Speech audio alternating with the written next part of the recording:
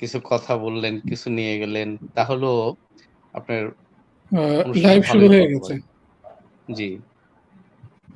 জোবার কি রেডি? হ্যাঁ, লাইভ চলছে। জোবার কখন শুরু করবা? শুরু হয়ে গেছে।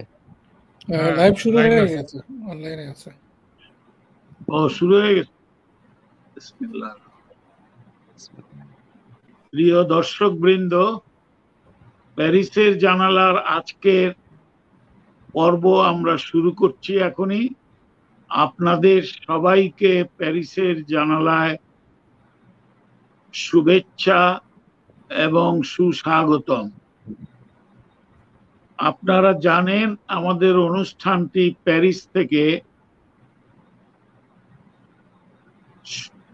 সরাসরি পুরো পৃথিবীতে এটা প্রচার করা হয়ে থাকে এবং এরই ধারাবাহিকতায় আজকেও আমরা একইভাবে আমাদের আজকের পর্ব আমরা শুরু করব এবং আজকের পর্ব তিনজনই ঢাকা বিশ্ববিদ্যালয়ের মার্কেটিং বিভাগের প্রাক্তন শিক্ষার্থী এবং একজন প্রাক্তন শিক্ষকও বটে, আর একজন বর্তমানেও শিক্ষক, এবং অন্যজন ঢাকা বিশ্ববিদ্যালয়ের বাইরে, তবে তার কর্মকাণ্ড ঢাকা বিশ্ববিদ্যালয় এবং মার্কেটিং বিভাগ নিয়েই ব্যাপৃত।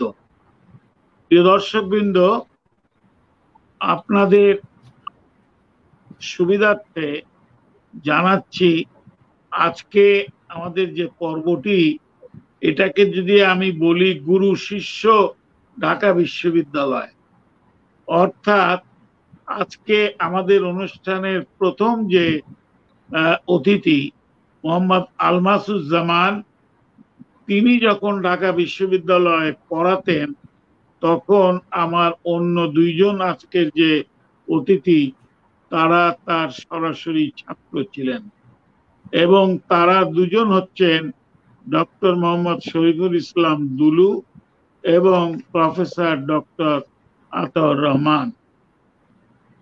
প্রিয় দর্শকবৃন্দ, আলমাসুজ্জামান, যাকে আমি প্রথম আপনাদের সামনে উপস্থাপন করছি, তার ক্যারিয়ারটি বহুমুখী এবং বহুমুখী প্রতিভা সম্পন্ন এবং বহুমুখী ক্যারিয়ার সম্পন্ন। আলমাস খুবই একজন মেধাবী ছাত্র। সে স্কুল, কলেজ, ঢাকা বিশ্ববিদ্যালয় সব জায়গায় সে তার কৃতিত্বের মেধার পরিচয় দিয়েছে। ঢাকা বিশ্ববিদ্যালয় ফার্স্ট ক্লাস পাস, অনার্স এবং মাস্টার দু জায়গায়, এবং তিনি বাংলাদেশের যে সব থেকে আকর্ষণীয় যে চাকরি, সেটা হচ্ছে সরকারি চাকরি। সেই প্রতিযোগিতামূলক পরীক্ষা দিয়ে তিনি প্রথম ফরেন সার্ভিস পান। ফরেন সার্ভিস ফরগো করে তিনি আবার পরীক্ষা দেন। দ্বিতীয়বারও তিনি কাস্টম সার্ভিস পান এবং কাস্টম সার্ভিসে তিনি গুরুত্বপূর্ণ কয়েক জায়গায় কয়েক বছর চাকরি করার পরে তার মেধা, তার সততা, তার আন্তরিকতা, তিনি বিশ্বাস করেন যে তার প্রয়োজনীয়তা এখানে নেই, সুতরাং তিনি বিদেশে চলে যান এবং বর্তমানে অস্ট্রেলিয়ার সিডনিতে তিনি নিজের ব্যবসা বাণিজ্য তিনি করছেন এবং আলহামদুলিল্লাহ তার ব্যবসা খুবই ভালো।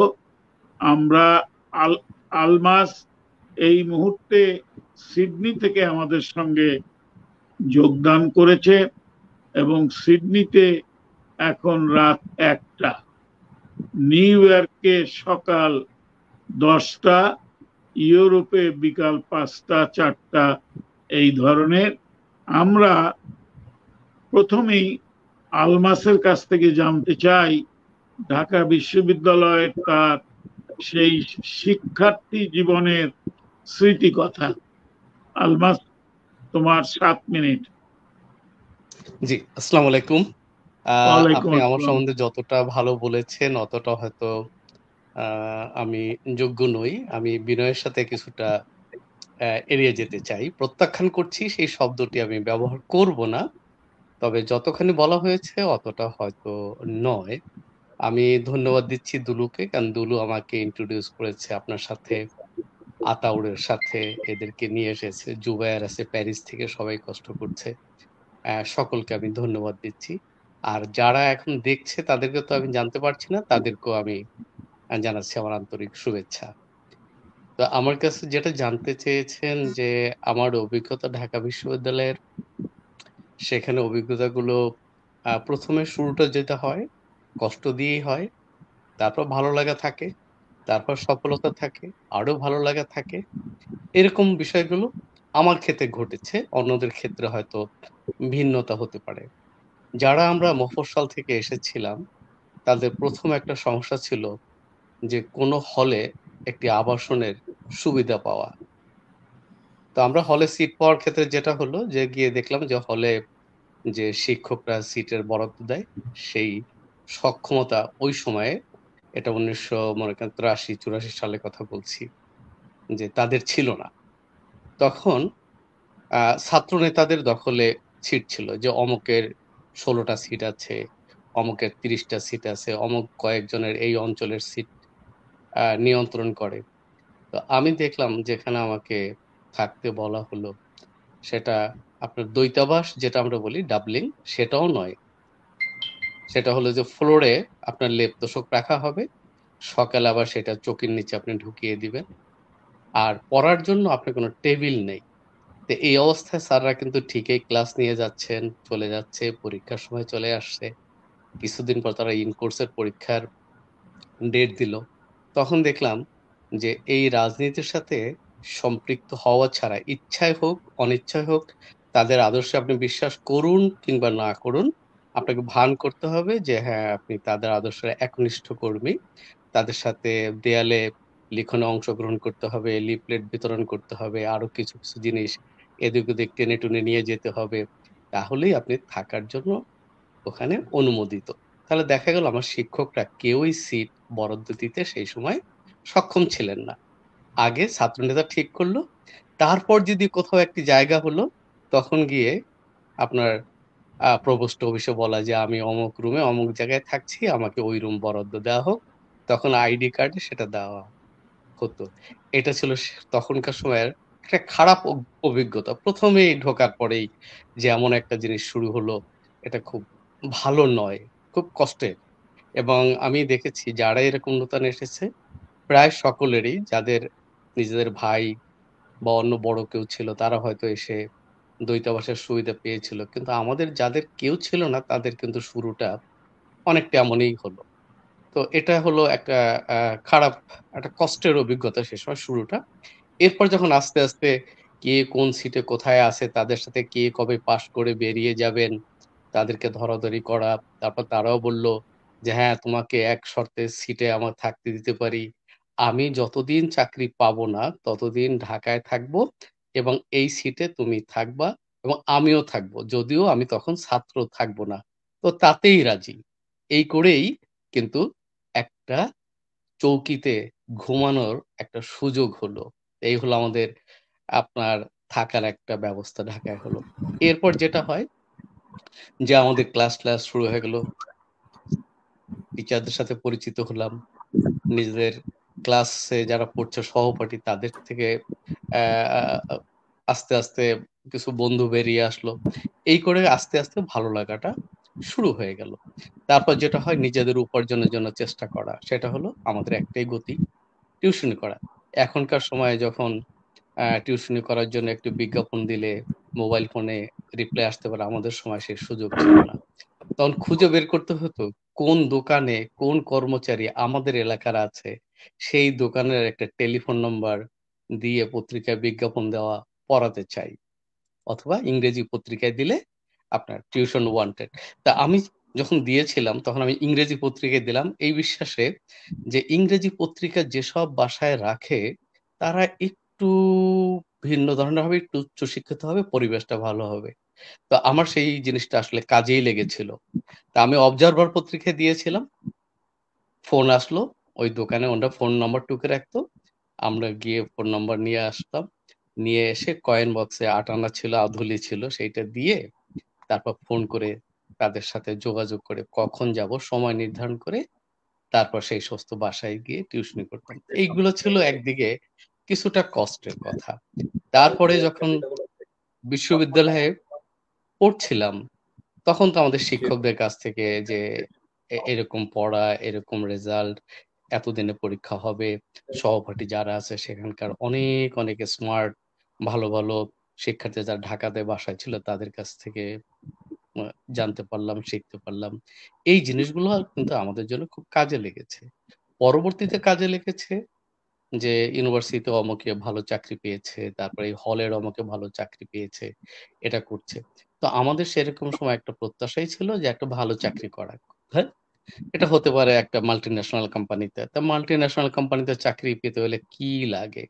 বলে সেখানকার HR এ যারা আছে হিউম্যান রিসোর্স বা হিউম্যান রিসোর্স ম্যানেজমেন্টে যারা দেখে তারা খুব ইংরেজিতে ভাইবা টাইপের নেয়, কিরকম প্রশ্ন করে। তাই নিজেকে ওইভাবে প্রস্তুত করার জন্য চিন্তা করলাম।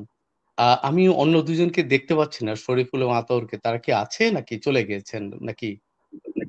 আছে আছে আছে, ক্যারি অন ক্যারি অন। মাঝে মধ্যে নেটওয়ার্ক আচ্ছা। ডিস্টার্ব দেওয়ার কারণে হ্যাঁ, আমি সেটাই ভাবলাম যে আমার কথাগুলো আবার এমন তো হতে পারে যে আমি যা বলছি সেটা হয়তো একতরফা হয়ে যাচ্ছে, যাচ্ছেই না ওখানে। আচ্ছা, তারপরে যেটা হলো বিশ্ববিদ্যালয় এবং হলের থেকে সিনিয়রদের কাছ থেকে জানলাম যে কি ধরনের চাকরি কোথায়, কে কি রকম চাকরি পাচ্ছে, কোনটা ভালো।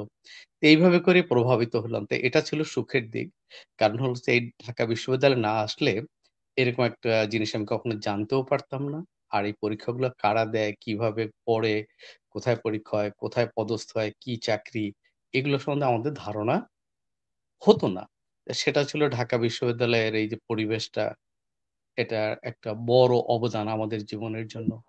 সুতরাং এগুলো ছিল সুখের দিক। তারপর দেখেছি ঢাকা বিশ্ববিদ্যালয়ের রাজনৈতিক দিকগুলো যে আন্দোলন, সেখানে অন্যায়কে প্রতিবাদ করার মতো আন্দোলন হয়েছিল, সেটাও একটা গৌরবের দিক আছে। আবার সেই রাজনৈতিক দিকগুলো অনেক কলুষিত দিক আছে। যারা দেখতাম যে রাজনৈতিক ছত্রছায়ায় বাইরের লোকদেরকে হলে এনে পুষতো। যারা একদম ইউনিভার্সিটির ছাত্রই না, তারা অন্যদেরকে রুম ভাড়া দিত। তারপর কখনো কখনো কাউকে দেখতাম এই বাইরের লোকরা ছিনতাই করত। আমাদের হলে সকালবেলা শুনতাম চিৎকার, রিক্সার থেকে ছিনতাই করে নিয়ে আসছে। তো সেইজন্য অভিজ্ঞতাগুলো খুব অবিমিশ্র। আ বলব যে আনমিক্সড নয়। সবগুলোই মিশ্র। তো সেখানে খারাপ অভিজ্ঞতা ছিল, ভালো অভিজ্ঞতা ছিল। ভালো মানুষ যেমন পেয়েছি, ভালো ছাত্র অন্যদেরকে দেখেছি, তাদেরকে দেখে প্রভাবিত হয়েছি। তারা কিভাবে চলে, বলে, কি পড়ে সেটা আমাদের জীবনে কাজে লেগেছে। আবার খারাপদেরকে দেখেছি যে এখানকার প্রশাসন কিভাবে চলছে। তখনকার সময় দেখতাম যে হলের যারা হাউস টিউটর ছিল, অ্যাসিস্ট্যান্ট হাউস টিউটর ছিল, তারা ছাত্র নেতাদের কাছে একেবারেই এতটা অসহায় ছিল, যারা সাধারণ ছাত্র তাদের ক্ষেত্রে কথাবার্তা বললে খড়গহস্ত হতো। আর নেতাদের দেখলে একেবারেই হ্যান্ডশেক করে তাদের কাছে যেত। তো আমি যতদিন হলে ছিলাম এই পরিস্থিতিই দেখেছি। এখন উন্নত হয়েছে কিনা জানি না। হলে অনেক অপরিচ্ছন্ন একটা পরিস্থিতি থাকতো। শুনতাম হলে বাজেট আসে। কিন্তু সেই বাজেটগুলা কোথায় যায়, কি করে জানি না। পরে আস্তে আস্তে শুনলাম যে এখানে ছাত্রনেতাদের বড় একটা ভাগ দিতে হয়। তারপর ভাগ চলে যায় ইঞ্জিনিয়ারিং ডিপার্টমেন্টে, অন্য জায়গায় ভাগ ঠাগায়। নামকাওস্তে একটা কাজ হয়, বিল উঠে যায়। তা আমি দেখলাম যে আমার হলের হোয়াইট ওয়াশ এর জন্য কাজ হয়েছে। কিন্তু আসলে হলে হোয়াইট ওয়াশ হয়নি। তাহলে এই দিকটাও খারাপ ছিল, খারাপ লাগা ছিল। কিন্তু সহ্য করা ছাড়া আর আমাদের কিছু করার ছিল না, বলারও ছিল না। বললে তখন মার খাওয়া ছাড়া কোন উপায় নেই। সুতরাং যেটা ছিল কম্প্রোমাইজ করা। একেবারেই বলা যায় অবদমিত হয়ে কোনভাবে সময়টাকে পার করে দেওয়া। এটা একটা খারাপ অভিজ্ঞতা। প্রতিটা আচ্ছা আলমাস, আমার সময় তোমার শেষ? কাছে তোমার কাছে আবার আসবো আমি, তখন জি, জি, তুমি জি। তোমার বাকি কথাগুলো বুঝলাম। তোমার অভিজ্ঞতাটা খুবই প্রয়োজন এই এই প্রজন্মের ছাত্রছাত্রীদের জন্য। তোমার কাছ থেকে শুনবো। প্রিয় দর্শক ইনশাআল্লাহ। বৃন্দ, খুবই খোলামেলা আলোচনা হচ্ছে আজকে আমাদের। আজকের আড্ডায় আমি দ্বিতীয় অতিথি ডক্টর শরীফুল ইসলাম দুলু। তিনি ম্যানেজিং ডাইরেক্টর এবং chief executive officer Marketel Bangladesh limited. এবং সব থেকে বড় কথা, মার্কেটিং একটি অ্যালামনাই অ্যাসোসিয়েশন আছে ঢাকা বিশ্ববিদ্যালয়ে, বিভাগীয় পর্যায়ে খুবই শক্তিশালী এবং জনপ্রিয় একটি সংগঠন। সেই সংগঠনের সে সেক্রেটারি জেনারেল ছিল বেশ কয়েক বছর, এবং তার সময় অনেক উন্নয়ন হয়েছিল তার বিভাগে এবং তার অ্যালামনাইতে। আমি মোহাম্মদ শরীফুল ইসলাম দুলুর কাছ থেকে শুনতে চাই তার সেই সোনালী দিনগুলোর স্মৃতিকথা। দুলু, এবার তোমার পালা। অসংখ্য ধন্যবাদ রাকিব ভাই। আমাদের এই যে বিশ্ববিদ্যালয়ের ভাতৃপ্রতিম যে সংগঠনগুলো এবং তার যে কেন্দ্রীয় অ্যালামনাই অ্যাসোসিয়েশন, আপনি দীর্ঘদিন সেক্রেটারি এবং পরে প্রেসিডেন্ট ছিলেন। আমরা আপনার কাছ থেকে নেতৃত্বের অনেক গুণাবলী নিয়েছি। আপনাকে অসংখ্য ধন্যবাদ। এবং স্ক্রিনে আমার শিক্ষক, আমার শ্রদ্ধা ভাজন আলমাস স্যার রয়েছেন, এবং আমার ভ্রাতৃপ্রতিম এবং ভাই professor doctor Ataur Rahman, treasurer কবি নজরুল বিশ্ববিদ্যালয়। আমি আপনাদেরকে শুভেচ্ছা জানাই। আপনি প্রথমেই বলেছেন যে আজকে গুরু শিষ্য একটা আলোচনা, একদমই তাই। তো আমার বিশ্ববিদ্যালয় জীবন শুরুটা আলমাস স্যারের চেয়ে একটু ব্যতিক্রম। আমি অনেকটাই ভাগ্যবান, কারণ আমি মোস্ট প্রবাবলি থার্ড বা ফোর্থ জেনারেশন আমাদের ফ্যামিলির। যে আমরা তখন অনেক কাজিনরা একসাথে পড়ি।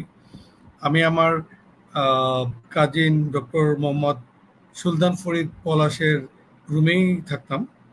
তো সেখান থেকেই বিশ্ববিদ্যালয়ে পরীক্ষা দেওয়া, এবং সেই রুমেই আমি মহসিন হলের 569 নম্বর রুমে ছিলাম।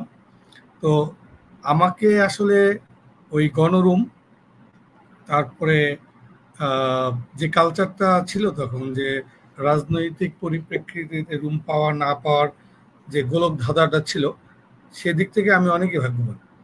আমি সিঙ্গেল রুমে থাকতাম সেই ফার্স্ট ইয়ার থেকেই, এবং পরবর্তীতে সেই রুমটা আমি অ্যালটমেন্ট করিয়েছিলাম। যাই হোক, ঢাকা বিশ্ববিদ্যালয় এবং ঢাকা শহর আমার চেতনায়, আমার জীবনে যে বড় কন্ট্রিবিউশন, সেই কন্ট্রিবিউশনের মধ্যে আমি মনে করি এই বিশ্ববিদ্যালয় এবং এই শহরের কন্ট্রিবিউশন অনেক বেশি। আমি ঢাকা বিশ্ববিদ্যালয় মার্কেটিং ডিপার্টমেন্টের 21তম ব্যাচের ছাত্র। তো 90-এর যে গণ আন্দোলন, 90-এর সময়ে যে পাবলিক বিশ্ববিদ্যালয়ের যে আন্দোলনের একটা সমুদ্র বা ঢেউ বয়ে যাচ্ছিল, তখনই আমরা আসলে বিশ্ববিদ্যালয়, আমাদের সময় যে পরিমাণের রাজনৈতিক জোয়ার ছিল, বিভিন্ন ছাত্র সংগঠনের অন্তর্কলহে যে পরিমাণ গোলাগুলির একটা সংস্কৃতি ছিল, কিন্তু তার পরিপ্রেক্ষিতে আমরা যেটা দেখেছি, আমাদের সবার মধ্যে একটা বন্ধুত্ব এবং ভাতৃপ্রতিম একটা সম্পর্ক গড়ে উঠেছিল। তো সেই জায়গাটায় আমরা যারা বিজনেস ফ্যাকাল্টিতে ছিলাম, আমাদের কিন্তু ক্লাসরুম ছিল না। খুবই আমরা এখনকার সময় হইলে আমাদেরকে রোহিঙ্গাই বলা যেত এক প্রকারে, কারণ আমরা কলা ভবনের বিভিন্ন রুমে যখন খালি থাকতো, তখনই আমরা ওই শিডিউল ওয়াইজ রুম খুঁজে খুঁজে শিক্ষকদের বলতাম যে ওই রুম খালি, এবং আমরা সেখানে ক্লাস করতাম। এটা আমাদের শিক্ষা জীবনের একটা অন্যতম উল্লেখযোগ্য বিষয়, যেটা আমরা এখন যখন ফ্যাকাল্টিতে যাই, ফ্যাকাল্টির আপনি দেখবেন বিজনেস ফ্যাকাল্টি এখন একটা স্ট্যান্ডার্ড, মানে বিশ্ববিদ্যালয়ের মধ্যে আলাদা একটা বিশ্ববিদ্যালয়ের চেহারা তারা গড়ে তুলেছেন।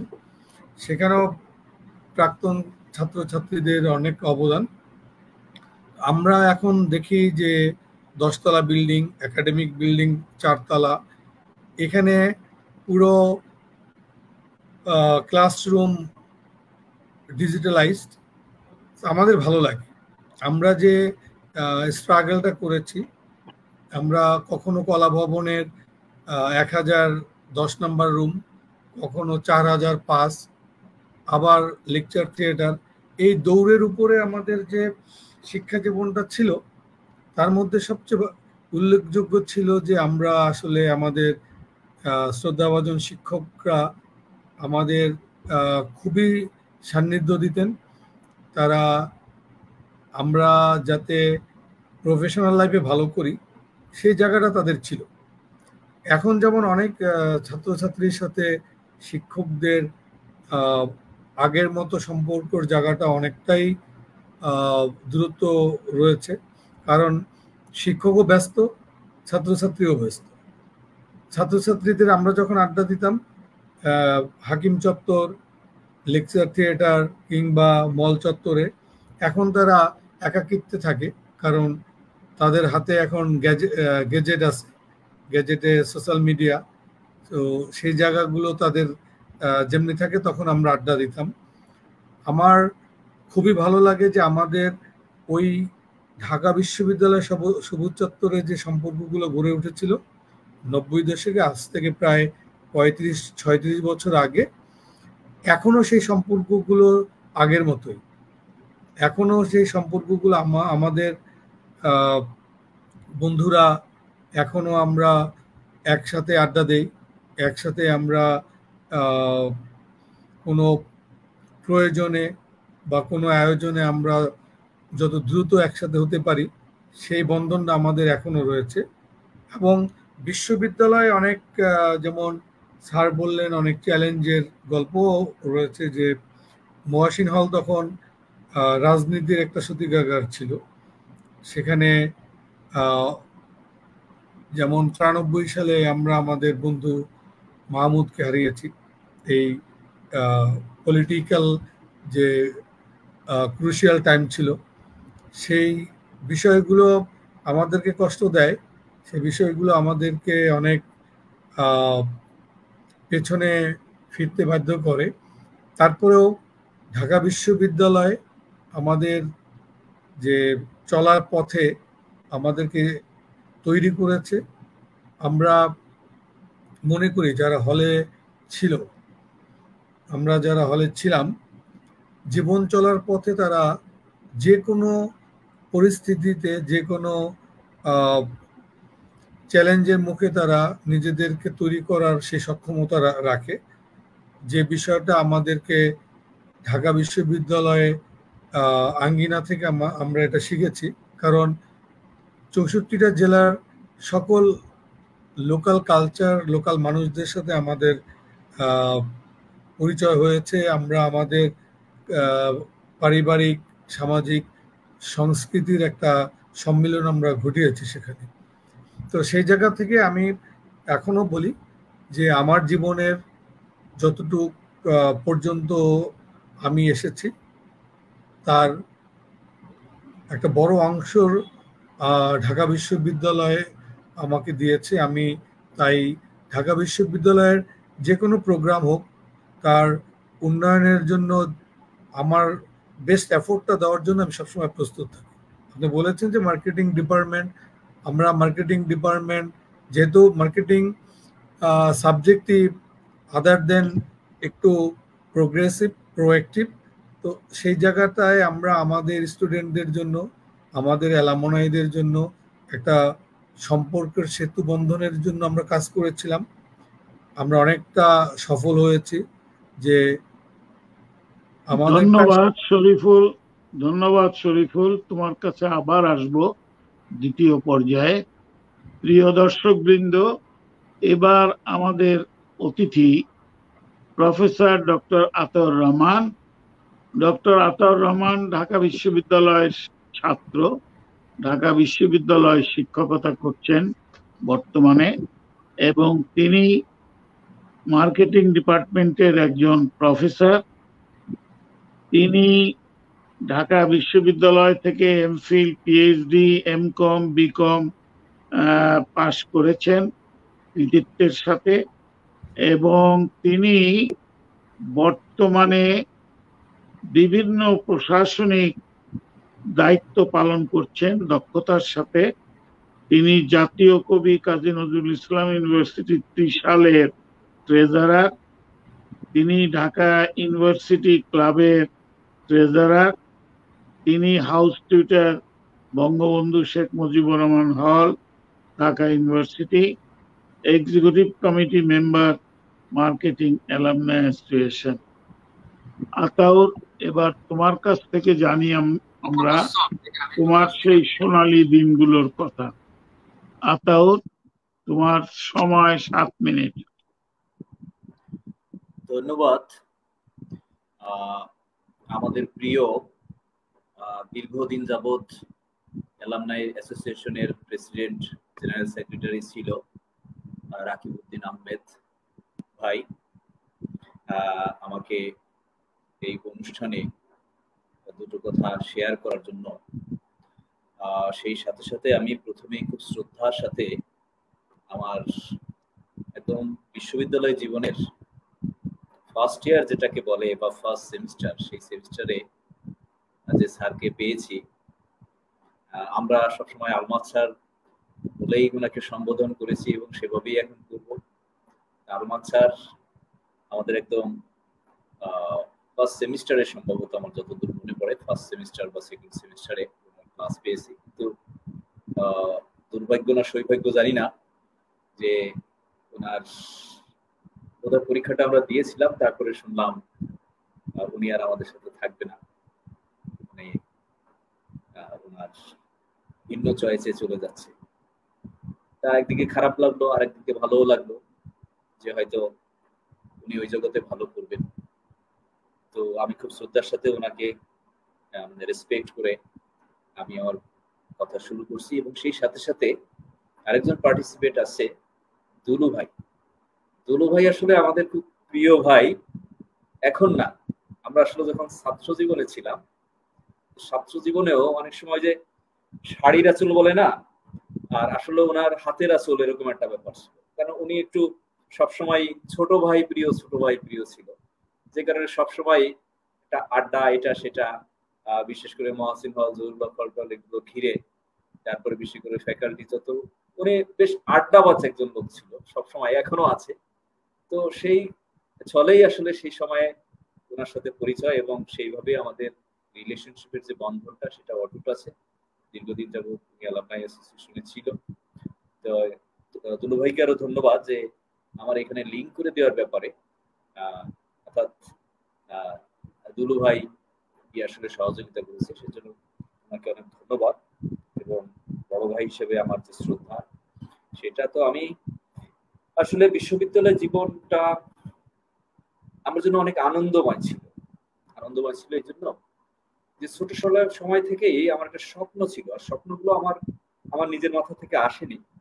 আছে না কিছু পারিবারিক ভাবে ভাই ব্রাদার মোটামুটি ভালো ছাত্র থাকে, তো আমি নিজের কথা একটু বলতেই হয় যে আমার ভাইরা আবার খুব ভালো ছাত্র ছিল। যেমন আমার ভাই খুব কৃতিত্বের সহিত রেজাল্ট করলো এসএসসির, এবং আমি তখন খুব ছোট ছিলাম, হাটে বাজারে, আমি গ্রামের ছেলে, আমার গ্রামের বাড়ি গোপালগঞ্জের কাশিয়ানি পারুলিয়াতে। সব জায়গায় যখন যাই, মানুষ অন্যরকম সমালোচনা, যে অমুকের ছেলে এরকম কৃতিত্বের সহিত রেজাল্ট করেছে। তারপর আমার সেজো ভাইও খুব ভালো রেজাল্ট করলো। এগুলো না আমার মনে একটা খুব উৎসাহ জাগলো, এবং আমি আসলে ছোট সময় থেকেই পড়ার প্রতি আমার নিজের থেকে একটা আগ্রহ সৃষ্টি হতো। যাই হোক, গ্রামের স্কুল থেকে আমি কলেজে চলে গেলাম, শহরের একটা কলেজে, অর্থাৎ যশোর মেন কলেজে। তো সেখানে গিয়ে আরো একটু বিচিত্র ধরনের পরিবেশ, বন্ধু বান্ধব পেলাম। তবে পড়ালেখার সাথে সেখানেও ছিলাম, এবং আমাদের যে ছাত্ররা ছিল তাদের অত্যন্ত শ্রদ্ধা করতাম আমি। এরপরে আসলাম ঢাকা বিশ্ববিদ্যালয়ে আমার এক বড় ভাই পড়তো।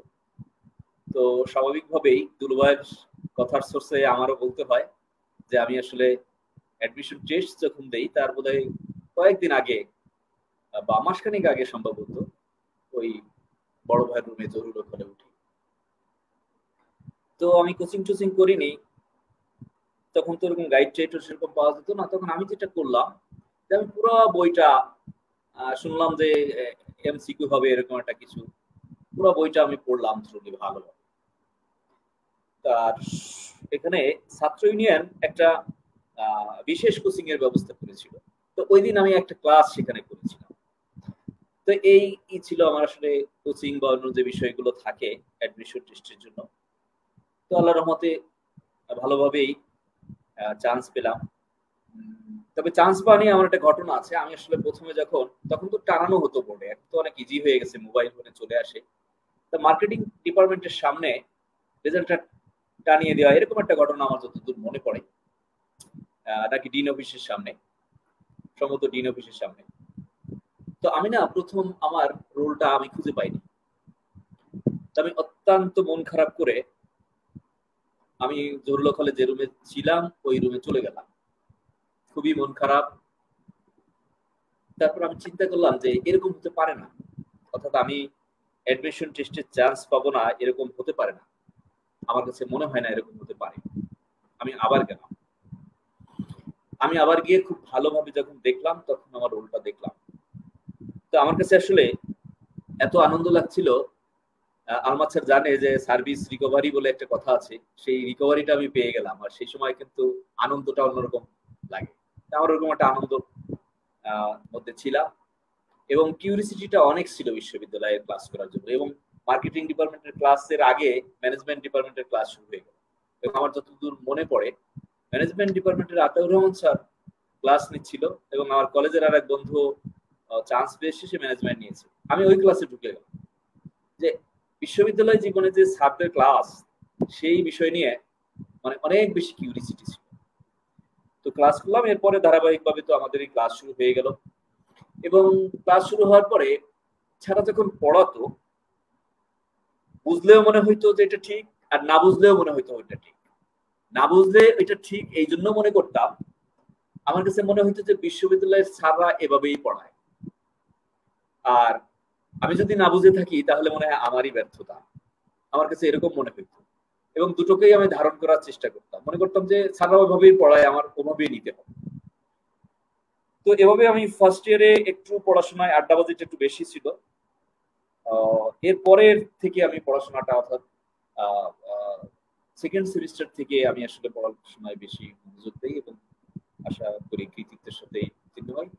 আর হল জীবনের যে কথাটা, আসলে হল জীবনে আমার ঘটনাটা আরো অনেক, যেহেতু আমি ওই অ্যাডমিশন টেস্টের মাসখানিক আগেই উঠেছিলাম, তো যে কারণে, আর আমি যে রুমে উঠেছিলাম ওই রুমটা আরো একটু বিচিত্র ছিল, অর্থাৎ অস্ত্রের ঝরঝরানিটা ওখানে বেশি ছিল। আর দুলুভাই তো বললো যে মহসিন হল ছিল এক এক গ্রুপের বা এক মতাদর্শের কর্ণধার, আর জরুল হল, এস এম হল, তারপর জগন্নাথ হল আর একটা মতাদর্শের কর্ণধার। এবং এখানে ওই সময় তো ওই যে এখন গিয়াসউদ্দিন যে হাউস কোয়ার্টার হয়েছে শিক্ষকদের, এটা ছিল না, এবং ওটাই ছিল রণক্ষেত্র, প্রায় গুলাগুলি হতো। এবং রাত্রে মহসিন হলে একটা গুলি হইলে ওদিকে দুটো গুলি হইতো, বা ওদিকে দুটো হইলে, এরকম পর্যায়ে চলতে থাকলো। এবং আমাদের সময়টা ছিল 90-এর গণ অভ্যুত্থানের যে উত্তাল সমুদ্র, সেটা আসলে শেষ হয়ে ঢেউটা নেমে আসছে এরকম একটা সময়।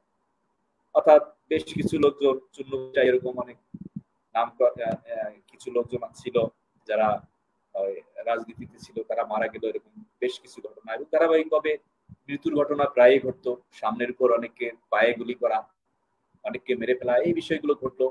এরপরে আসলো আরেকটা ঘটনা, যে একটা গ্রুপ দখল করার পরে আমি যেহেতু যে রুমে ছিলাম ওই রুমটা কোনো একটা গ্রুপের ছিল, যে কারণে আমার আসলে হল থেকে চলে যেতে হয়। বঙ্গবন্ধু হলে গিয়ে উঠি, ওখানে 3 মাস থাকি, তারপর আস্তে করে চুপিসারে আবার জরুল হলে উঠি। তো এটা ছিল হল জীবনের আসলে বিচিত্র দিনগুলো, যে হলের যে দিনগুলো। তবে হলের যে দিনগুলো, সেটার মধ্যে একটা বিষয় ছিল যে হলে না থাকলে আসলে অনেক সময় বিচিত্র ধরনের চরিত্রের যে বন্ধু বান্ধব, বড় ভাই, ছোট ভাই, এদের যে জীবনধারা, এটাকে বোঝা যায় না। আর অনেকটা আমার কাছে যেটা মনে হয়, যে আমি এখন যেটা দেখেছি বাস্তব জীবনে, যে আমাদের ছেলে মেয়ে আর আমরা, এর মধ্যে একটা মানে অন্তত ফিজিক্যাল যেটা পার্থক্য বা পৃথিবীতে চলার যে ওয়েগুলো তার কিন্তু একটা পার্থক্য আছে। আমার কাছে মনে হয় আমরা যতটা সব জায়গায় সার্ভাইভ করতে পারি, এরা কতটা পারবে সেটা আমার সন্দেহ হয়। তো সে সার্ভাইভের যে জায়গাগুলো, সেই জায়গাগুলো অনেক বেশি শিখেছি হল জীবনে, যেটা অত্যন্ত একটা গুরুত্বপূর্ণ শিক্ষা ছিল। যদিও তার নেগেটিভ দিকটা ছিল যেটা আলমাস স্যার বললো, কিন্তু পজিটিভ যে বিষয়গুলো ছিল সেই বিষয়গুলো ছিল যে আসলে জীবনের চরম অভিজ্ঞতাটাকে আসলে কিভাবে পরবর্তীতে কাজে লাগানো যায়, সেই অভিজ্ঞতাটা। তো সেটা ছিল হল জীবনের বিষয়। আর ডিপার্টমেন্টের যে বিষয়টা সেটা হচ্ছে যে আমাদের যে ছাড়রা ছিল তাদেরকে কিন্তু অত্যন্ত শ্রদ্ধা করতাম, আর সে সাথে সাথে অনেক ভয় পেতাম। মানে সবচেয়ে বড় কথা ছিল যে অনেক ধন্যবাদ আতাউর। আতাউর ধন্যবাদ। তোমার কাছে আবার আসব সমাপনী বক্তব্য নেওয়ার জন্য। তুমি অনেক কথা বলেছো, তোমার অভিজ্ঞতা, তুমি এইখানে ছাত্র ছিলে আবার এইখানে শিক্ষকতা করছো, সুতরাং আমরা তোমার কাছ থেকে সমাপনী বক্তব্যের সময় আরো অনেক কথা শুনতে চাই। প্রিয় দর্শকবৃন্দ, আমাদের আজকের এই পর্বের প্রথম পর্যায়ে আমরা শেষ করলাম। দ্বিতীয় পর্যায়ে যাওয়ার আগে অবশ্যই প্রিয় দর্শকবৃন্দ, আপনাদের প্রতি আবার আমাদের কৃতজ্ঞতা। তার কারণ আপনাদের সহযোগিতা, আপনাদের গঠনমূলক সমালোচনার উপর ভিত্তি করেই আমরা বিগত প্রায় 4 বছর যাবৎ এই অনুষ্ঠানটি আমরা পরিচালনা করে যাচ্ছি। আপনারা থাকলে আমরা আছি, এবং ঢাকা বিশ্ববিদ্যালয় যেমনি ভাবে 100 বছর পার করে দিয়েছে এবং আরো 100 বছরের পথে আমরা আমাদের অনুষ্ঠানটি সে তারই গতিতে আগামী দিনে চলে যেতে চাই। প্রিয় দর্শক বৃন্দ, দ্বিতীয় পর্যায়ে যাওয়ার আগে অবশ্যই প্যারিস থেকে আবু জুবায়ের, যিনি আমাদের এই অনুষ্ঠানটি অত্যন্ত দক্ষতার সাথে মেধা ও আন্তরিকতা নিয়ে এই অনুষ্ঠানটি তিনি আমাদের সঙ্গে পরিচালনা করে যাচ্ছেন, এই জন্য তার প্রতি আমাদের অকুণ্ঠ কৃতজ্ঞতা। প্রিয় দর্শক বৃন্দ, আমাদের আগামী অনুষ্ঠান হবে আগামী রোববার, সম্ভবত 9 তারিখ, 9 জুন, একই সময়, এবং সেই অনুষ্ঠানে অংশগ্রহণ করবে 3 জন রাষ্ট্রবিজ্ঞানের সাবেক শিক্ষার্থী, এবং তার মধ্যে 2 জন কানাডা থেকে, 1 জন ঢাকা থেকে। তারা যথাক্রমে মিসেস মিলি উদ্দিন কানাডা থেকে, মাহবুবা আক্তার ঢাকা থেকে, এবং ফজিলতুন নূর কানাডা থেকে। আপনারা চোখ রাখবেন আগামী রোববার এই সময়। তার আগে আপনাদেরকে আমরা নোটিফাই করে দেব কিভাবে অনুষ্ঠানটি সরাসরি দেখতে পাবেন। প্রিয় দর্শক বৃন্দ, দ্বিতীয় পর্যায়ে আমি আলমাসুজ্জামান তোমার কাছে আবার ফেরত আসলাম সমাপনী বক্তব্য দেওয়ার জন্য। আলমাস,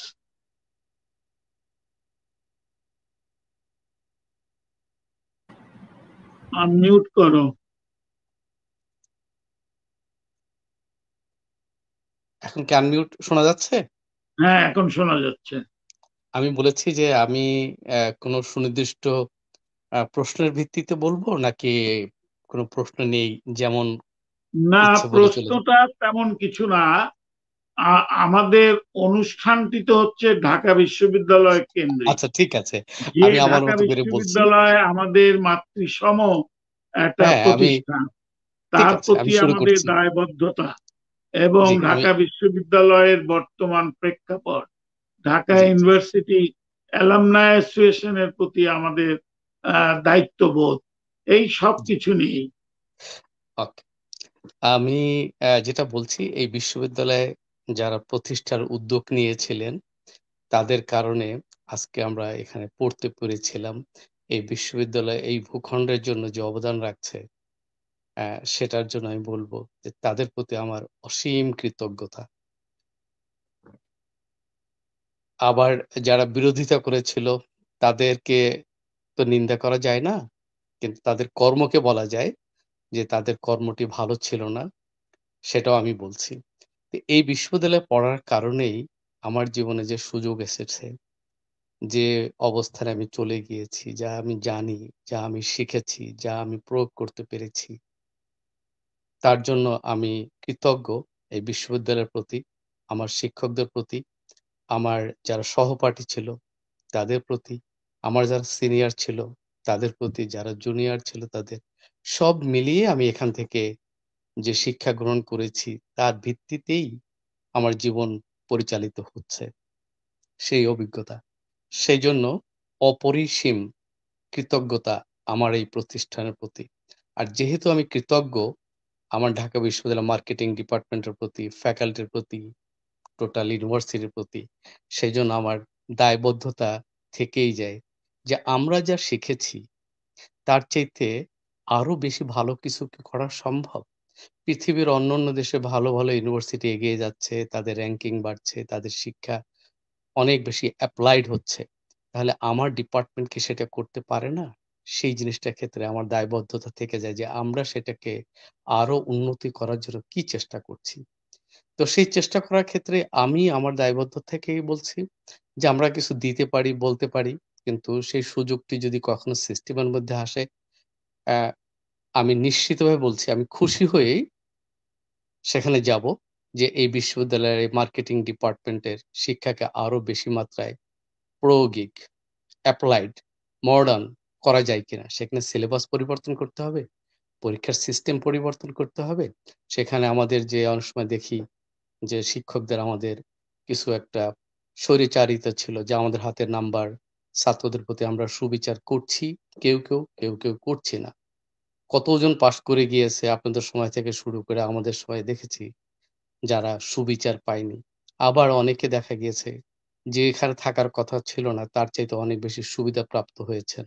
তো এই যে ইনজাস্টিস সেটা যাতে দূর করা যায়, শিক্ষাগুলোকে যাতে অনেক বেশি প্রয়োজন ভিত্তিক করা যায়। আমরা যা প্রোডিউস করছি, যে শিক্ষা আমরা দিচ্ছি, সেই শিক্ষাটা কি আমাদের সমাজের যা প্রয়োজন আছে সেই অনুযায়ী কি আমরা সাপ্লাই দিতে পারছি? নাকি আমরা এখনো পিছনে ব্যাকডেটেড শিক্ষা ব্যবস্থা নিয়ে পড়ে আছি? এটাকে মূল্যায়ন করতে হবে। সেখানে আমার দায়বদ্ধতা প্রতিনিয়তই আমাকে তাড়িত করে। কিন্তু এই তাড়িত করা থেকে আমি যদি কিছু দিতে চাই, সেটা দেয়ার মতো কোনো সিস্টেম কি আছে? আতাউর এখন যেহেতু ডিপার্টমেন্টে আছে, আতাউর এই কথাগুলো তুমি ভেন্টিলেট করতে পারো, বলতেও পারো যে আমরা কিছু দিতে পারি কিনা। যদি সুযোগ থাকে আমাকে জানিও। দুলুর কাছে আমার ফোন নাম্বার আছে, রকিবউদ্দিন ভাইয়ের কাছে আমার ফোন নাম্বার আছে, বা তুমি অন্যভাবেও আমার কাছ থেকে নিতে পারবে। সেক্ষেত্রে এই দায়বদ্ধতা আমার থেকে যায়। আমি এটা পরিপূরণ করার জন্য সচেষ্ট এবং আগ্রহী। যেটা অনেক সময় বলা হয় যে, "I am ready, I am willing and I am able" আমি দিতে চাই। তারপর একটা জিনিস আছে যে এই বিশ্ববিদ্যালয়ে যারা পড়ছে অনেকেই আর্থিক কষ্টে আছে বা এটা আছে। সেক্ষেত্রে আমার দেশের প্রতি দায়বদ্ধতা আছে। মানে দেশের মানুষের টাকাতেই আমি ভর্তুকি অ্যা পেয়েই এই বিশ্ববিদ্যালয়ে পড়তে পেরেছি। হলে থাকার সময় সিট ভাড়া প্রায় দিতে হতো না। ৳২১ মনে হয় দিতে হতো। আবার বিশ্ববিদ্যালয়ের টিউশন ফি ছিল সম্ভবত ৳১২ বা ঐরকম। তো সেক্ষেত্রে আমরা এত সস্তায় পড়েছি, বিনা পয়সায় পড়েছি। এখন তো আমাদের কিছু দেয়া উচিত। তো আমি যেটা করি নিজে থেকে যে আমি এখানকার বিশ্ববিদ্যালয়ে যারা পড়ছে বা অন্যান্য জায়গায় যারা আছে তাদেরকে ব্যক্তিগতভাবে আমার সামর্থ্য অনুযায়ী তাদের প্রয়োজন অনুযায়ী কিছুটা মিট আপ করার চেষ্টা করি। কোনো সাংগঠনিকভাবে আমি কিছু করি না। কারণ আমি সরাসরি যেহেতু তাকে দিতে পারছি ডাইরেক্ট কাউকে, কারণ সংগঠনের মাধ্যমে আমি পারতপক্ষে যাই না। কারণ আমার কাছে যে সব চাহিদা আছে সেটা মিটানোর মতো সামর্থ্য আমার নেই। আমি অন্যদের কাছে কিছু চেয়ে চিন্তে নেই, নিজেরটা যোগ করে আমি দিয়ে থাকি। তাহলে ২ টো দায়বদ্ধতা বলছি, একটা পড়াশোনার মান উন্নয়ন, সিস্টেম উন্নয়ন। সেখানে আমি কিছু করতে পারি, সেই সক্ষমতা আমার আছে। আমি বলেছি আমি রেডি, আমি willing and I am able. সুযোগটা আছে কিনা সেটা আমি জানি না। আমি একবার ক্লাস নিতে গিয়েছিলাম। আমি অস্ট্রেলিয়াতে গিয়ে আমি বললাম যে পুরো একটা সেমিস্টার আমি ক্লাস নিবো। এমবিএ তে বা অন্য জায়গায়। তো আমাকে কোনো একজন শিক্ষক বলল যে, "অমুকে তো ডোনেশন দিছে এত এই।" আমাকেও বলল কিছু ডোনেশন দিয়ে আমি ক্লাস নিতে হবে। তো আমার খুব খারাপ লাগলো যে আমি এসেছি ক্লাস নিতে ফ্রি অফ কস্ট আমি পড়াবো একটা সেমিস্টার। তো উনি আমার কাছে ডোনেশন চাইলেন। তাহলে দেখেন আমরা দিতে চাই, দায়বদ্ধতা আছে, ইচ্ছাও আছে। কিন্তু সেখানে প্রতিবন্ধকতাও আছে। তা আতাউর তুমি ডিপার্টমেন্টে এই জিনিসটি বলতে পারো যে হ্যাঁ দেওয়ার মতো যদি কেউ থাকে, নেয়ার মতো আমাদের সুযোগ আছে কিনা। যদি থাকে না, ডিপার্টমেন্টে এরকম সিস্টেম নাই, তাহলে ভালো কথা, সিস্টেম নেই, ঠিক আছে, দিতে পারলাম না। তা আমার এই দায়বদ্ধতা থেকে আমি বিশ্ববিদ্যালয়ের ছাত্র যারা আছে তাদের কাউকে কাউকে কিছু কিছু সাহায্য করে থাকি, আর কিছু করতে চাই। নেয়ার মতো সুবিধা থাকলে, সিস্টেম থাকলে সেটা দিব। একটি কথা বলতে চাই যে আসলেই এই সিস্টেমকে উন্নত করা প্রয়োজন। আমরা যদি সেই আগের মতোই পড়ে থাকি তাহলে আমাদের মান বাড়বে না, সম্মানও বাড়বে না। আর আমরা যদি কিছু দিতে না জানি তাহলে আমাদের সামর্থ্য সম্বন্ধে লোকদের ধারণা থেকে যাবে সেই মানধাত্তা আমলে আমরা পড়ে আছি, সেই রকমই পড়াচ্ছি, সেই রকমই পরীক্ষা নিচ্ছি, বা আমরা মার্কেটে যে চাহিদা আমাদের বাজারে, দেশে, অর্থনীতিতে, সেই রকম মানব সম্পদকে আমরা তৈরি করতে পারছি। যে মানব সম্পদ আমরা পেয়ে যাচ্ছি ফার্স্ট ইয়ারে, যখন তারা মাস্টার্স পাস করে বেরিয়ে যায় কিংবা গ্রাজুয়েশন শেষ করে, তাদের ওখানে কতটুকু আমি ভ্যালু অ্যাড করতে পারলাম, তাকে কি অবস্থায় পেয়েছিলাম, তাকে কতটুকু সমৃদ্ধ করতে পারলাম, তার একটি মূল্যায়ন হওয়া প্রয়োজন। এক্ষেত্রে আমি মনে করি সিস্টেমের এখানে কিছু পরিবর্তন হয়তো আসতে পারে, অথবা আমি বলতে পারি যে আমি এতদিন চলে আসছি তো, ইতিমধ্যে অনেকখানি এগিয়ে গেছে যা হয়তো আমি জানি না। সেরকম ভাবে কথা বললে আমি সমালোচনার মুখে পড়বো যে আপনি জানেনই না কি হচ্ছে ওখানে, তা আপনি বলেন কেন? তা আমি পুরোপুরি জানি না, কিন্তু যখন ফিল্ডে যাই, যে ঢাকা বিশ্ববিদ্যালয়ে পাশ করে বেরিয়েছে, অনেকে চাকরি করছে, তাদের মধ্যে আমি দুর্দান্ত অনেক মেধাবী মানুষ দেখি, আবার অনেককে দেখি যে আসলেই ওখান থেকে পাশ করে বেরিয়েছে, এমন কেন? তো সেই জন্য বলবো যে ২ ধরনের অভিজ্ঞতাই আছে, মিশ্র, আনমিক্সড না। তো এক্ষেত্রে আমার দায়বদ্ধতা হলো আমি সিস্টেমের ক্ষেত্রে কিছু যদি করতে পারি আমি সেটা করব। আর অন্যদের ক্ষেত্রে যারা আমি সামর্থ্য একা একা করছি সেটার ক্ষেত্রে তো কোনো প্রতিবন্ধকতা নেই, আমি আমার মতো করে দিয়ে যাচ্ছি। তো এটাই আমি এখানেই শেষ করছি। এরপরে অন্য বক্তারা বলুন ধন্যবাদ, যদি ধন্যবাদ জি আলমাস, জি জি জি ধন্যবাদ। তুমি সেই সুদূর সিডনি গভীর রাতে আমাদের সঙ্গে যোগদান করেছো। আমি প্যারিসের জানলার পক্ষ থেকে তোমার প্রতি কৃতজ্ঞতা। তুমি আপনাদের প্রতি তুমি আমার কৃতজ্ঞতা সত্যিকার, এবং ধন্যবাদ। যারা দেখছে তোমার এখন অনুষ্ঠান, দায়বদ্ধতা, যাদেরকে আমি দেখতে পাচ্ছি না, তাদের প্রতিও শুভেচ্ছা এবং ধন্যবাদ রইল। ধন্যবাদ। তোমার দায়বদ্ধতা তুমি সঠিক এবং যথার্থভাবে তুমি মোচন করেছো আজকের অনুষ্ঠানে অংশগ্রহণ করার মাধ্যমে। এবং আমি আলহামদুলিল্লাহ। তোমাকে অনুরোধ করব, আমাদের এই যে অ্যালামনাই হান্টিং যে প্রচেষ্টা প্যারিসের জানালার জন্য, তুমি যদি দেশে বিদেশে, শুধু অস্ট্রেলিয়ায় নয়, অন্য জায়গাও যদি তোমার বন্ধু বান্ধব, আত্মীয় স্বজন থাকে ঢাকা বিশ্ববিদ্যালয় অ্যালামনাই, আমাদের সঙ্গে যদি কানেক্ট করে দাও তাহলে আমরা আরো উপকৃত হব। প্রিয় দর্শক ইনশাল্লাহ। বৃন্দ, এবার শরীফুল ইসলাম দুলু। হ্যাঁ, ধন্যবাদ। আমি আবারও কৃতজ্ঞতা জানাই যে প্যারিসের জানালা আমাদেরকে মার্কেটিং ডিপার্টমেন্টের ৩ জনকে আপনি ইনভাইট করেছেন। আমি যেটা বলতে চাই যে আমরা তো আসলে এই বিশ্ববিদ্যালয়ের প্রতি দায়বদ্ধ, কারণ আমরা যে বাজেটে পড়াশোনা করেছি আর এখন যে পড়াশোনার খরচ, সেই জায়গাটা যদি আমরা একটু পয়েন্ট আউট করি তাহলে আমাদের বোধগম্য হওয়াটা খুবই সহজ। আমি বেসিক্যালি পার্সোনালি ঢাকা বিশ্ববিদ্যালয়কে শুধু বিশ্ববিদ্যালয় হিসাবেই দেখি না, কারণ একটা বিশ্ববিদ্যালয়ে একটা জনপদ, একটা ভাষা এবং একটা রাষ্ট্র তৈরির পেছনে তার বিনির্মাণে সে কাজ করেছে। বাংলাদেশের যতটুকু অর্জন, সেই অর্জনের পেছনে অধিকাংশ যে সাপোর্ট রয়েছে ঢাকা বিশ্ববিদ্যালয়ের, সেটা অবর্ণনীয়। আমার কাছে মনে হয় এখন আমরা যখন পড়েছি তখন প্রাইভেট ইউনিভার্সিটি ছিল না। ঢাকা বিশ্ববিদ্যালয়ের স্টুডেন্ট যারা বেরোচ্ছে এখন, তাদের একটা কম্পিটিটিভনেসের মধ্যে পড়ে যাচ্ছে। তো সেক্ষেত্রে পুরো বাংলাদেশেই শিক্ষা ব্যবস্থার মধ্যে একটা সংস্কৃতি তৈরি করা দরকার, যেটা হচ্ছিল গিয়া গ্লোবাল স্ট্যান্ডার্ড এক্সিকিউটিভ তৈরি। আমরা এখন পাবলিক ইউনিভার্সিটিতে যেটা দেখি সেটা হচ্ছে বিসিএস পরীক্ষা একটা সাংঘাতিক রকমের ভাইরাস ঢুকেছে এই স্টুডেন্টদের মধ্যে।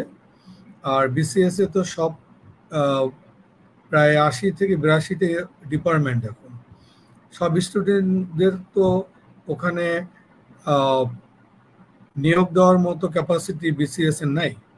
তাতে যেটা হচ্ছে 2-2.5 বছর যখন তারা বিসিএস এর পিছনে থেকে আবার যখন কর্পোরেটে বা ইন্ডাস্ট্রিতে ফিরে আসে তার কাজের জন্য, তখন দেখা যাচ্ছে যে প্রাইভেট ইউনিভার্সিটির যারা স্টুডেন্ট যারা ডিরেক্ট কর্পোরেটে আসে তাদের অধীনে সে আবার কাজ করে, তখন আরেকটা কনফ্লিক্ট তৈরি হয়। এই মেধাবী ছেলেমেয়েরা যখন তারা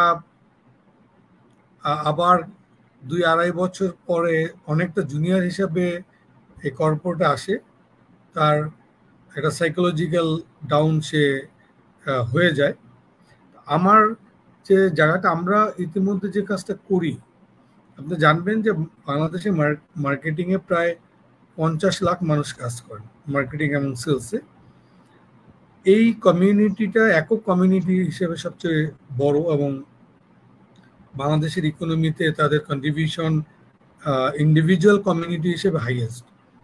আমরা একটা প্ল্যাটফর্ম করেছি মার্কেটার্স ইনস্টিটিউট বাংলাদেশ। আমরা এখন চেষ্টা করছি যে আমরা গ্লোবাল স্ট্যান্ডার্ড এক্সিকিউটিভ তৈরির জন্য বিশ্ববিদ্যালয়ের সাথে ইন্ডাস্ট্রি এবং ইউনিভার্সিটির একটা কোলাবোরেশন তৈরি করেছি। আমি সাংঘাতিকভাবে মনে করি যে ঢাকা বিশ্ববিদ্যালয়ের কেন্দ্রীয় যে অ্যালামনাই অ্যাসোসিয়েশন, এই অ্যালামনাই অ্যাসোসিয়েশন গার্ডিয়ান অ্যাসোসিয়েশন হিসাবে যদি গভর্নমেন্ট, ইন্ডাস্ট্রি এবং ইউনিভার্সিটির সাথে একটা কোলাবোরেশন তৈরি করে, তাতে আমাদের যে স্টুডেন্ট, এই স্টুডেন্ট নির্দ্বিধায় ট্যালেন্টেড। যেটা আলমাস স্যার বললেন যে এখনো যে মফস্বল থেকে আসা, এখনো ঢাকা বিশ্ববিদ্যালয়ের 80+% স্টুডেন্ট আসে মফস্বল থেকে।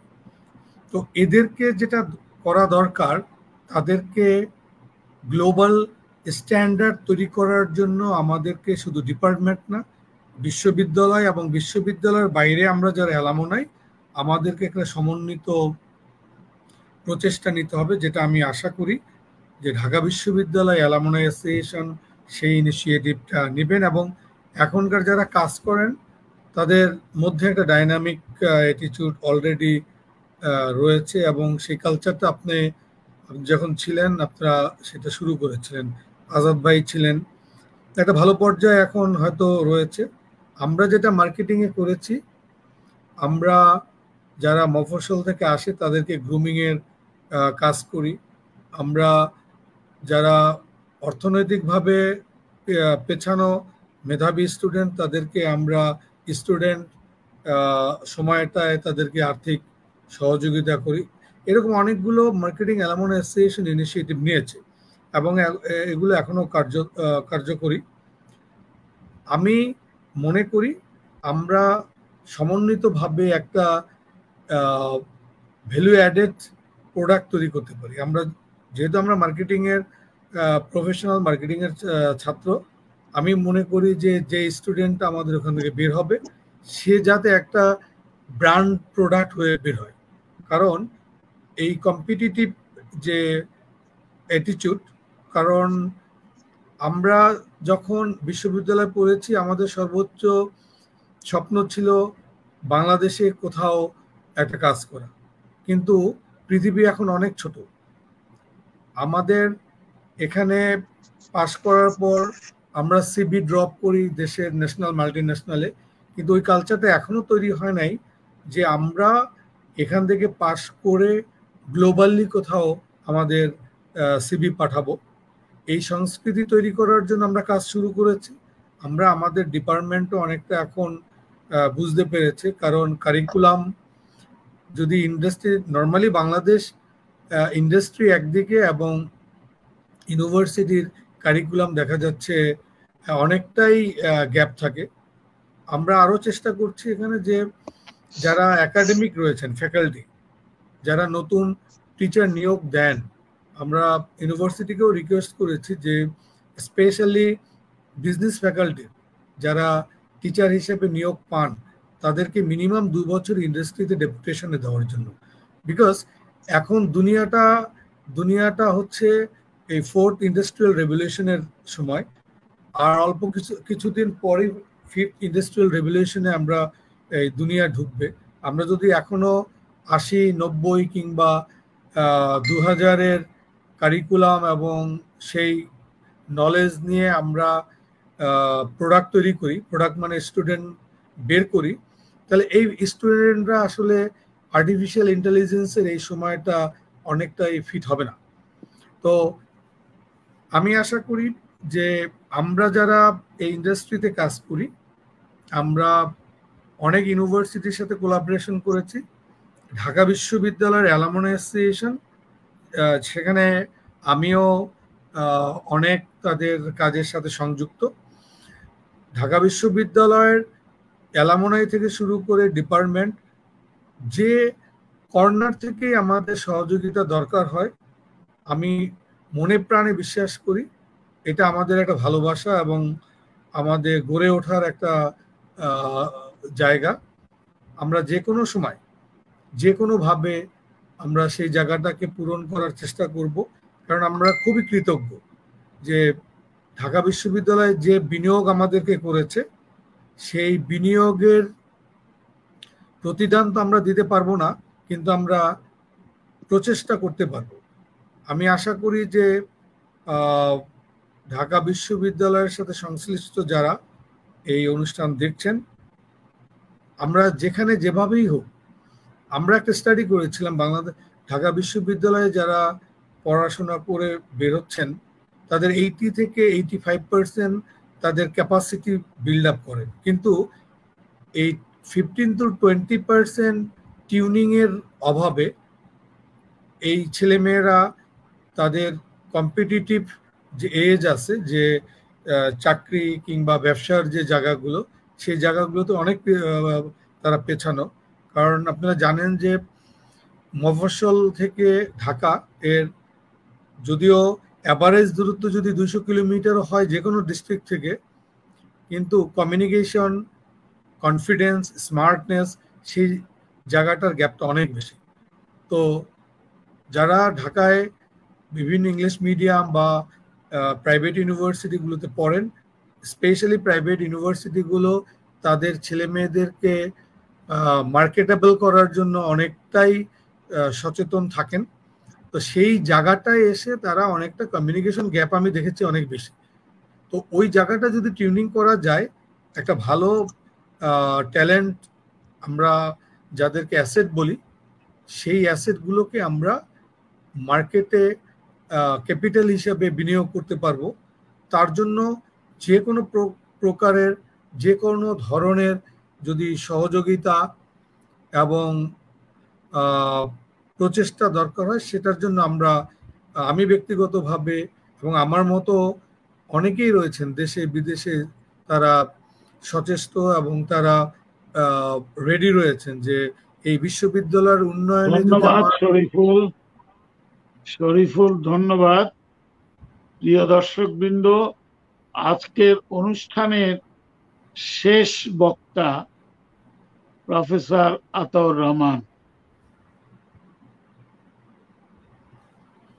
আতাউর রহমান, রাকিব ভাই, আপনি বোধহয় আমাকে একটু, হ্যাঁ এখন অ্যাড পেলাম, এর আগে আমার ছবিটা আসতেছিল না।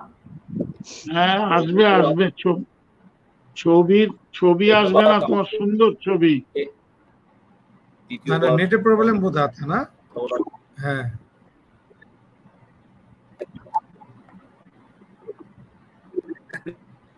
না, শুরু করো। আপনার অনুমতি লাগবে, শুরু করো সমাপনী বক্তব্য। চলে গিয়েছিল আবার কারণে, আপনার অনুমতির কারণে এসেছে। যাই হোক, এখন ডিপার্টমেন্টে হইলেও সত্য যে আমি আসলে ডিপার্টমেন্টে আছি ঠিকই, কিন্তু একটু ভিন্নভাবে আছি। সেটা হচ্ছে আমি তো ডেপুটেশনে আছি, আমি ওই জাতীয় কবি কাজী নজরুল ইসলাম বিশ্ববিদ্যালয়ের ট্রেজারার হিসেবে এখন আছি, যে কারণে এই 1 বছর হয়ে গেল প্রায়। তা আপনাদের মেসেজটা এটা আমি কমিউনিকেট করব ডিপার্টমেন্টে। তো আমি আসলে ডিপার্টমেন্টের যে বিষয়টা একটু এডুকেশনাল যে সিস্টেম গুলো, যে ছাড় বা আমাদের আরো ওল্ড যে শিক্ষকরা ছিলেন, ওনারা আমাদেরকে চক ডাস্টার দিয়ে পড়াতেন। এরপরে কিছুদিন পরে মার্কার পেন আসলো, এখন আবার মাল্টিমিডিয়া এসেছে। তারপরে দুলুভাই কিছু বলেছে যে আমাদের বিল্ডিং এর স্ট্রাকচার, কারণ আমিও কলা ভবনে ক্লাস করেছি, বিল্ডিং এর স্ট্রাকচারের পরিবর্তন হয়েছে, এয়ার কন্ডিশন রুম হয়েছে, মানে ফিজিক্যাল যে বিষয়গুলো সেই বিষয়গুলোর অনেক ডেভেলপমেন্ট হয়েছে।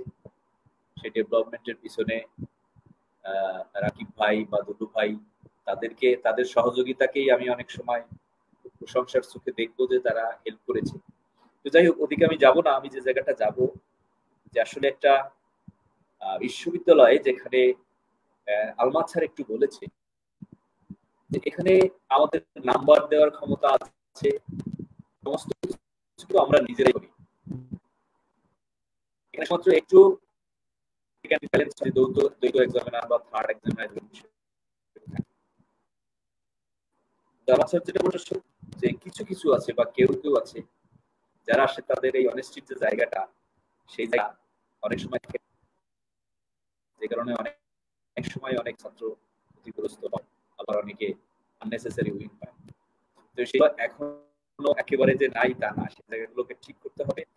আরেকটা জিনিস হচ্ছে যে আসলে একটা বিশ্বমানের বিশ্ববিদ্যালয় করার মানে কিন্তু আসলে বিশ্বের সাথে কম্পেয়ার করা, অর্থাৎ সারা বিশ্বের যে বিশ্ববিদ্যালয়গুলো আছে তারা কোন অবস্থানে আছে আর আমরা কোন অবস্থানে আছি, সেই অবস্থানটাকে আগে অ্যানালাইসিস করা, এবং সেই অবস্থানকে অ্যানালাইসিস করে আমরা কি আসলে তাকিয়ে দিতে পারি না এমআইটির দিকে, ক্যামব্রিজের দিকে, স্ট্যানফোর্ডের দিকে। আমরা সেই বিষয়গুলো যদি দেখি তারা আসলে কি করছে, আমরা যদি সেই দিকে দৃষ্টিকোণ থেকে আমাদের যে ঘাটতিগুলো আছে সেই ঘাটতিগুলো মেটাতে পারি, তাহলে ঢাকা বিশ্ববিদ্যালয়েও কম মেধাবী ছাত্র ভর্তি হয় না, এবং ঢাকা বিশ্ববিদ্যালয়ে অনেকেই অনেক কিছু আবিষ্কার করেছে। তাহলে আমার মনে হয় এই জায়গাটা যদি আমরা নজর দেই, তাহলে কিন্তু একটা উন্নত মানের বিশ্ববিদ্যালয়, অলরেডি যে খুব খারাপ অবস্থা আছে তা না, আমাদের কিছু নিউজ বাইরে যায় না। যেমন আমি দেখেছি অনেকে ভাইস চ্যান্সেলর হয়ে গেছে, কিন্তু সে যে পাবলিকেশন গুলো করেছে তার পাবলিকেশন গুলো ওয়েবসাইটে নাই। তো এই যে গবেষণামূলক কর্মকাণ্ডগুলো হচ্ছে, সেগুলো তো যখন পয়েন্ট আউট করা হয় বা অ্যানালাইসিস করা হয়, বা একটা বিশ্ববিদ্যালয়কে গ্রেডের দিকে নিয়ে যাওয়ার ব্যাপারে অ্যানালাইসিস করা হয়, এগুলো তো তখন যায় না, জানে না। আর আমাদের মিডিয়ার যে উৎসাহগুলো আছে, যে সামান্য একটা ঘটনা ঘটলে অর্থাৎ নেগেটিভ ঘটনা ঘটলে ওটা যত দ্রুত প্রচার হয়, আমাদের দেশে একটা কালচার আছে যে পজিটিভ ঘটনাগুলো কিন্তু অত বেশি প্রচার হয় না। এই বিষয়ে দৃষ্টি দেওয়া। আরেকটা বিষয়, এত সময় স্যারও বলেছিল, আলমাজ স্যারও বলেছিল, বা আমাদেরও ওরকম একটা অ্যাম্বিশন ছিল, দুলুভাইও কিছু, মানে অ্যাম্বিশনটা এরকম থাকে না অধিকাংশ যে আমি কিছু একটা হব। আর সেই চাকরি দৌড়ে আবার সাধারণ মানুষ যারা, তারা আবার ওই যে বিসিএস এর কথা বলা হইলো, বিসিএস এর চাকরিকেই প্রাধান্য দেয়। আজকে কোম্পানিতে তার চেয়ে অনেক বেশি বেতন পায়, হয়তো 5 লাখ 7 লাখ টাকাও। ইভেন আমি তো যতদূর শুনেছি একজন ব্যাংকের ম্যানেজিং ডাইরেক্টরের 20 লাখ টাকাও বেতন আছে। কিন্তু সেই বিষয়ে মুখ্য না, মুখ্যটা হচ্ছে পাওয়ার এন্ড মানি যে জায়গা থেকে আসে, সেই জায়গাটাকে রেসপেক্ট করে। স্বাভাবিকভাবে বিসিএস কোচিং আর বিসিএস এর সাথে তো পড়েই থাকে, আর সেটা যখন পড়ে থাকে তাহলে ওখানে তো কিছু সাধারণ জ্ঞান ছাড়া অন্য কোনো ঘটনা নাই। অর্থাৎ সে যে সাবজেক্টে পড়েছে সেই সাবজেক্টের যে ইনোভেশন, সেই সাবজেক্ট নিয়ে যে তার চিন্তাধারা, সেই চিন্তাধারার বিষয়গুলো তো থাকে না। আরেকটা বিষয় হচ্ছে যে বিশ্ববিদ্যালয় মানে বিশ্ববিদ্যালয়ের শিক্ষকরা তো যেভাবে পড়াবে আর কলেজের শিক্ষকদের পড়ানোর ধরন তো এক হতে পারে না। আর বিশ্ববিদ্যালয় তো আসলে গবেষণামূলক কর্মকাণ্ডের জন্য, এখানে তো গতানুগতিক স্কুল কলেজে পড়াশোনা করা হয়, সেই স্কুল কলেজের পড়াশোনার মতো না। তো সে কারণে আমি বলবো যে উদ্ভাবন, আবিষ্কার, উৎকর্ষ ও শ্রেষ্ঠত্বের যে জায়গাটা, সেই জায়গাটা একটা বিশ্ববিদ্যালয় ডেভেলপ করার জন্য সারা পৃথিবীকে কম্পেয়ার করে সারা পৃথিবী থেকে ভালো মানের শিক্ষার্থী যাতে এখানে ভর্তি হতে পারে সেভাবে আমাদের প্রস্তুত হওয়া, তারপরে ভালো মানের শিক্ষক গ্লোবালি যাতে আমরা পেতে পারি, অর্থাৎ গতানুগতিক যে নিয়ম কারণ একেবারে ডিপার্টমেন্টের ছাত্র ডিপার্টমেন্টের টিচার হবে এটা না, অর্থাৎ শিক্ষকতার যে জায়গাটা সেটা হচ্ছে একটা বিশ্ববিদ্যালয় যদি ওই মানে চলে যায় তাহলে সারা বিশ্ব থেকে সেরা শিক্ষকরা সেখানে পাঠদান করতে পারে। এই বিষয়গুলো এছাড়া কর্মচারী কর্মকর্তা এবং সেভাবে একটা বিশ্ববিদ্যালয়কে এগিয়ে নিয়ে যাওয়া। আরেকটা বিষয় হচ্ছে পাণ্ডিত্য গবেষণা যে বিষয়টা সেটা আসলে সৃষ্টি করতে হবে, কারণ বিশ্ববিদ্যালয়ে আসল যে বিষয়টা ছিল সেটা হচ্ছে গবেষণামূলক কর্মকাণ্ড। কিন্তু আমরা যেটা দেখি যে একটু আগে যে কথাটা আমি বললাম, দুলু ভাই বলেছে, আলমাদ স্যারও বলেছে, যে টাকার পিছনে যদি খোঁজা হয়, অর্থাৎ একজন টিচার বিভিন্ন বিশ্ববিদ্যালয়ে যদি ঘুরে বেড়ায় ক্লাস নেওয়ার জন্য, আর সেখানে কিন্তু গতানুগতিক কিছু বিষয় ছাড়া পড়ানোর কোনো ইয়ে থাকে না, তাহলে তার ইনোভেশনের যে জায়গাটা, নতুন নতুন ডেভেলপমেন্টের যে জায়গাটা, সেটা কোথা থেকে আসবে? তার ইনোভেশনের জায়গা তো আসলে আমাদের বিজনেসের যে বিষয়টা সেটা হচ্ছে শিল্প এবং এডুকেশন, এই দুটোর একটা কোলাবোরেশন। অর্থাৎ দুলু ভাই আজকে এক্সিকিউটিভ হিসেবে আসে, আসলে তারা কি চায়? তারা দেখা যাচ্ছে যে এই ইন্ডিয়া থেকে, বিশেষ করে ইন্ডিয়া, শ্রীলঙ্কা, এই সমস্ত জায়গা থেকে এক্সিকিউটিভরা, অর্থাৎ বিশেষ করে পদগুলো আছে কোম্পানিতে, এই সমস্ত জায়গা থেকে তারা লোক হায়ার করছে। কেন হায়ার করছে? তাদের উচিত হবে আমাদেরকে সেই মেসেজটা দেওয়া, অর্থাৎ ডিপার্টমেন্টকে সেই মেসেজটা দেওয়া যে কেন তারা ওই শ্রীলঙ্কা থেকে হায়ার করছে, কেন তারা ইন্ডিয়া থেকে হায়ার করছে, কেন তারা ওই আমেরিকা অস্ট্রেলিয়া থেকে হায়ার করছে। যে কারণে তারা হায়ার করছে সেই কারণটা ডিপার্টমেন্টকে জানাতে হবে, অর্থাৎ বিশ্ববিদ্যালয় ডিপার্টমেন্টকে জানাতে হবে, যাতে করে ডিপার্টমেন্ট সেই অনুযায়ী মানব সম্পদ তৈরি বা আমাদের যে ছেলেমেয়ে আছে সেই ছেলেমেয়েদেরকে আমরা গড়ে তুলতে পারি। তো সেই জন্য ইন্ডাস্ট্রি এবং এডুকেশন, ওই দুইয়ের মধ্যে একটা কোলাবোরেশন দরকার। আরটা হচ্ছে কার্যকর ও সময়োপযোগী শিক্ষণের মাধ্যমে জ্ঞানের চারদিকে ছড়িয়ে দেওয়া। শিক্ষার যে বিষয়টা, সে বিষয়টা সময় উপযোগী হতে, অর্থাৎ অনেক যেটা বলা হয়ে থাকে, আমি দুটো আপনারা শুনতে পাচ্ছেন না, আমার মাইক হয়ে গেছে, এখন কি শোনা যাচ্ছে? শোনা যাচ্ছে, একটু ভেঙে ভেঙে আসছে, তুই কন্টিনিউ কর। রাকিব ভাই শোনা যাচ্ছে, বলো। এখন কি শুনতে পাচ্ছেন? হ্যাঁ, ওকে, শুনতে পাচ্ছি, বলো। তো আমি প্রথম থেকেই শুনতে পাচ্ছি, বলো। এবং সময় উপযোগী শিক্ষা, আলমাদ স্যার এবং আমাদের বেলায়েত স্যার ছিল, আজাদ স্যার ছিল, তারপরে ফখরুল আলম স্যার ছিল, তাদের যুগের যে চিন্তাধারা আর এখন যে যুগের চিন্তাধারা সেটা এক না। এই জন্য, বা আমি যদি এইভাবে বলি যে আমি আজকে যেটা চিন্তা করছি আগামী দিন সেটা অসত্য হয়ে যেতে পারে। সেজন্য আমাদের ভাবতে হবে আগামী দিন আসলে কি হতে পারে। আগামী দিন